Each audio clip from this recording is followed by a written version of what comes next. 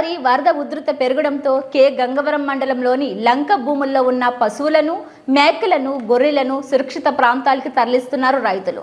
కోటిపల్లి కోట గ్రామానికి చెందిన మేకల పెంపకందారులు తమ మేకలను లంక భూముల నుంచి నాటు పడవల ద్వారా ఏటుగట్టు ఒడ్డుకు తరలిస్తున్నారు. ఇప్పటికే లంకల్లో ఉన్న ఆవులను, గేదెలను ఒడ్డుకు చేర్చారు రైతులు.